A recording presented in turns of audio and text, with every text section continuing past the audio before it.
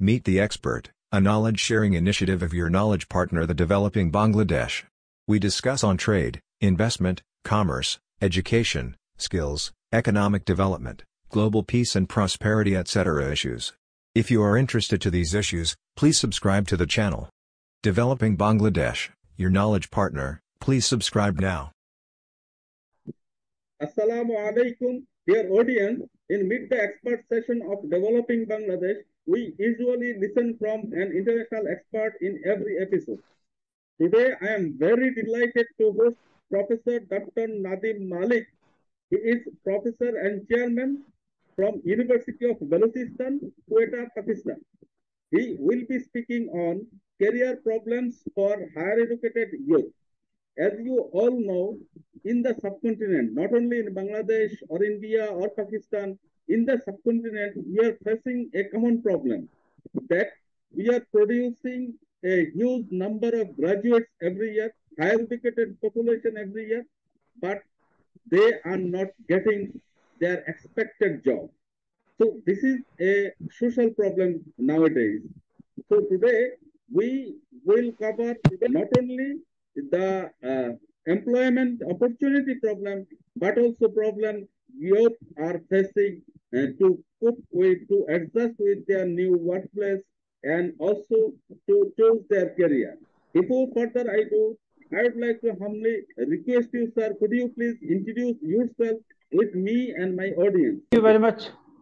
Thank you very much. I am Professor Dr. Nadim Malik, and really it's an honor for me to talk with the audience of which I presume that South Asia, because you know that I am personally actually a senior academician, and I have about 26 years of higher education and industry experience, and I'm linked with a lot of community for the development of their educational career, and providing the services to the different people, different community from different capacity of work.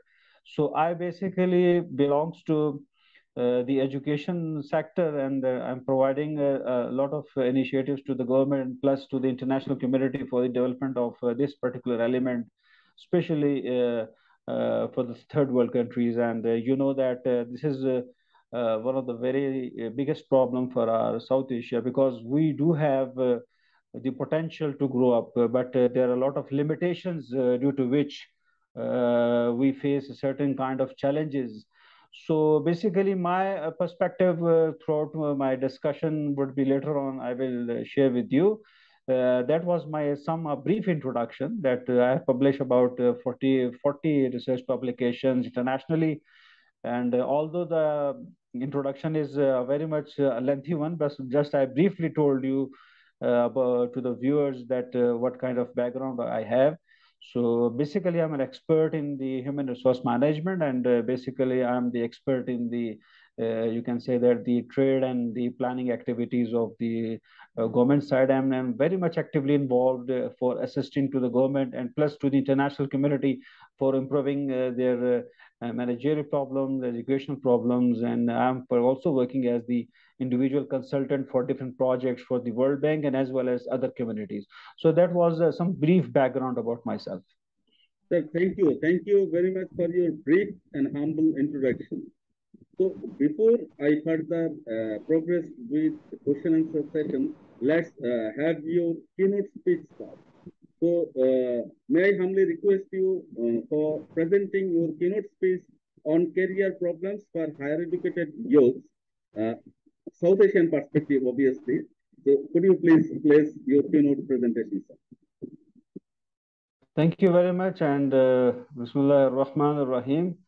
First of all, my dear audience and my viewers, you are listening this particular research which I have in the very short span of time, and I've been contacted by this colleague, and he said me, sir, give some kind of information to the community about the education problem and career problem. So within the short limited time, I have done some kind of research which I would like to share with you and with my viewers. Very important one, because South Asia is the one of the largest group of young people and making the most powerful forces for transformational change in the region, you know.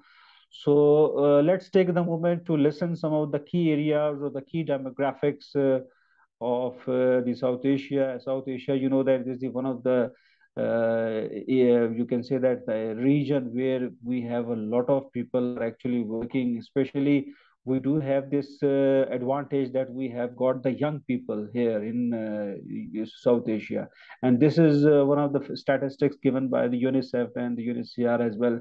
That South Asia is the largest group of young people, making them most powerful force for making some transformational change in the region.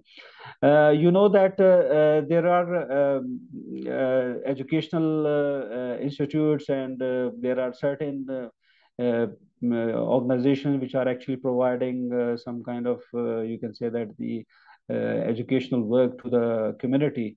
So when we talk about the South Asia region, we do have a lot of challenges for our young people in the coming up the century, and we do have a lot of, you can say that the limitation as well. So first of all, my objective would be to let you know some of the key facts which are actually important to listen, and then we will see that where there is the gap, and then we are going to see that how we can improve this particular, or you can say that how can improve some kind of suggestion. So there are three parts of my, you can say that my overall speech. So the first part is about the current facts. You know that the South Asia is the one of the biggest population of about 1.7 billion, and by 2050 it is going to be 2.4 billion. And one fifth of the South Asia population is aged between 15 to 24 years old. So you can say that we have this strongest element in the population demographics. Similarly, about the GDP growth, we have a very improvement in the GDP growth in the last 25 years. And some indicators for the last 50 year decade that Bhutan is about 0.54%, Maldives 0.69%, India 0.55, and middle income countries like Sri Lanka, and high income countries like the HDI is also going to be improving the day by day. Like, for example, Bangladesh is about 0.52, for Pakistan for 0.52, and for Nepal 0.46. The urban side of the South Asia has the better access towards the education, while the rural side have got some kind of limitations. In South Asia, about 70% of the young people live in the rural areas, with half of the young labor force are actually working in the agriculture side. You know that agriculture is one of the key component for the subcontinent, and all of our labor force is actually working in the agriculture side, and it is a key source of income for the lot of community, especially for the poor countries. So employment is going to be mainly concerned with the agriculture side, and technological improvements are still going to be needed, or you can say there's going to be some more facts are going to be required for that. It means that we have a very, you can say that 47% of the individuals of the youth of this South Asia region, if comes together, can produce and can change the entire destiny of our people and our whole region actually.